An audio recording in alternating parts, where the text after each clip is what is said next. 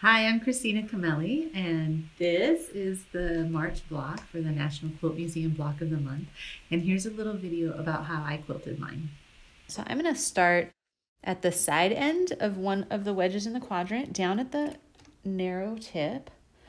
And almost at the tip, I'll bring up my thread right there.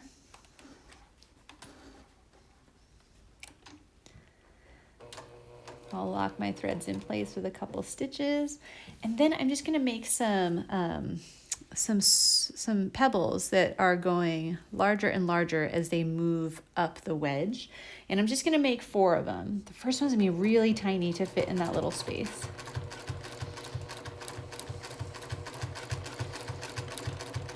And then the next one gets larger.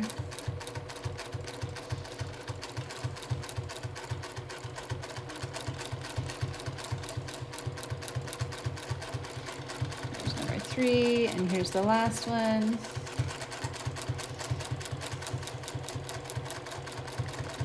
Great. And now what I want to do is a textural design that grows through the rest of the wedge. So the one I'm going to do is just arcs back and forth, side to side.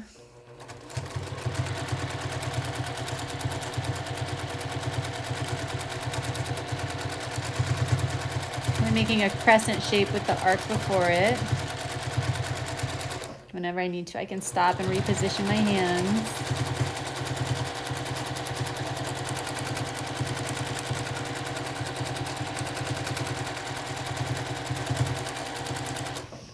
I don't want to bump into this pin, so I'll take it out.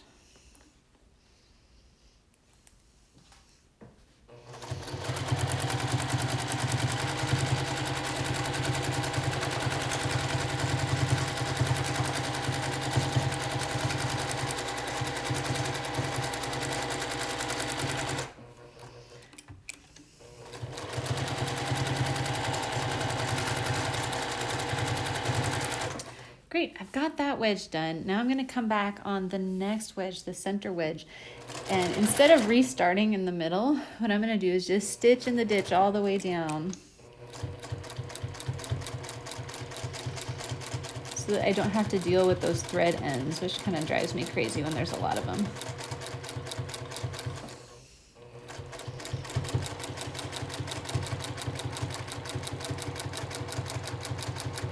Okay, now I'm down at about where the level that I started my first circle on the last wedge, so I'll do it again. A tiny circle.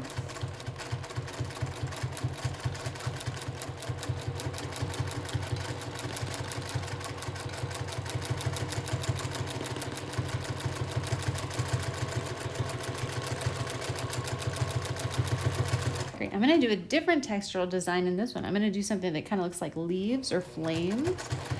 It's a curved line that comes to a point in the center and then goes down, and then I'm gonna kind of echo that. And then do it again with a little more space.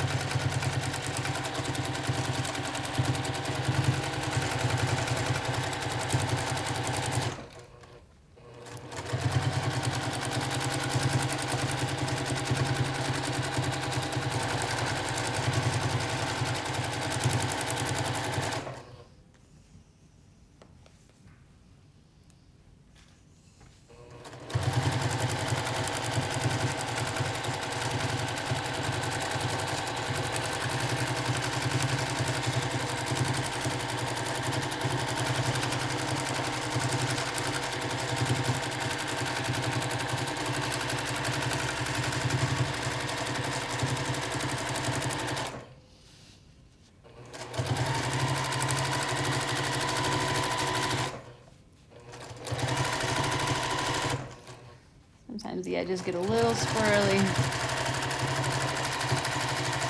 But I don't want you to worry too much about that, because this block was made extra big so you'll trim off the edges.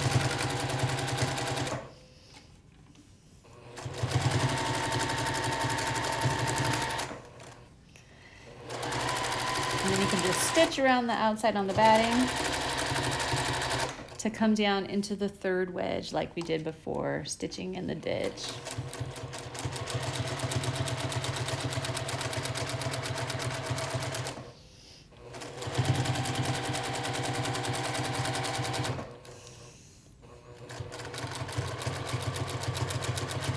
same thing with the pebbles.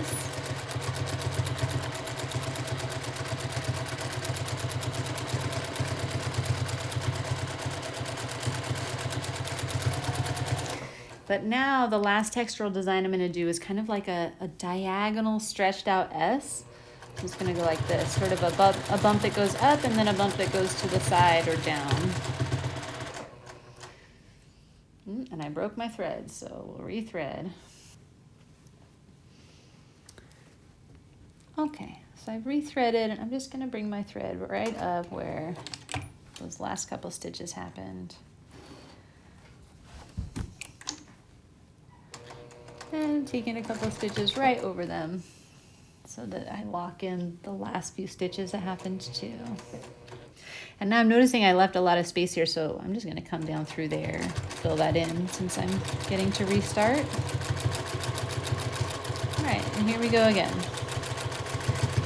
This goes up, right to the side, and up a little farther. And then the same sort of curve coming back down. Not exactly an echo. Take this out. We're really just repeating the shape over and over and not trying to echo. If we try and echo, it's going to flatten out.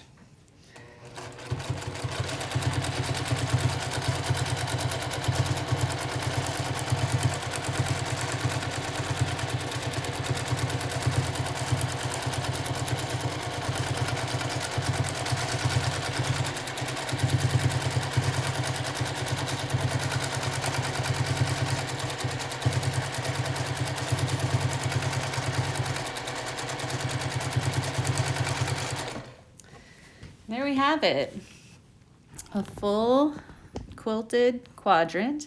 If you repeat that in every quadrant, you'll finish the whole block.